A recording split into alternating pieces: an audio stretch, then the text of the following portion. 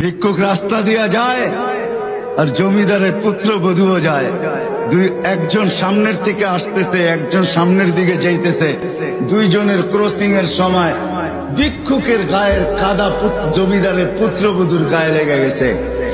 সে দুনিয়া আন্ধার করে ফেলছে, স্বামীকে ডাইকা নিয়ে আসছে, বলছে ভিক্ষুক আমার কাপড় নষ্ট করে দিছে। সে শুধু ভিক্ষুক ছিল না, বৃদ্ধ ছিল। বৃদ্ধ ছিল না শুধু, জীর্ণ ছিল, শীর্ণ ছিল। শরীরে কাপড় ছিল না, ফাটা চিরা কাপড় ছিল। পায়ে জুতা ছিল না, পেটে ভাত ছিল না। জমিদারের পুত্র সইতে পারে নাই, যৌবনী শক্তি সয় কি কইরা তার স্ত্রীর গায়ে ভিক্ষুকের কাদা, বস সমগ্র শক্তিকে হাতে একত্র করা বৃদ্ধের গালে বসায়। বৃদ্ধ কিচ্ছু বলে নাই, শুধু উপরের দিকে তাকায় দুই তিনটা শব্দ উচ্চারণ করছেন। শব্দগুলা হলো ইয়া মাল্লা তারা হলো ওয়ুন, ও আল্লাহ চোখে দেখা যায় না।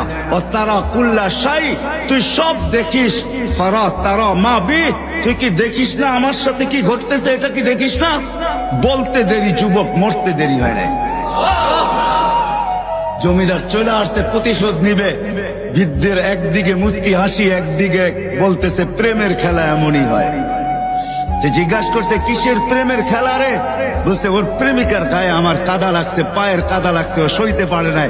যৌবনী শক্তি দিয়ে আমার বৃদ্ধ গালে বসায় দিছে। আমাকেও একজন ভালোবাসে, সেও সইতে পারে না। সেও সইতে পারে না, ও তো থাপ্পড় দিয়া খেলতো, সে জান নিয়ে নিছে, জান।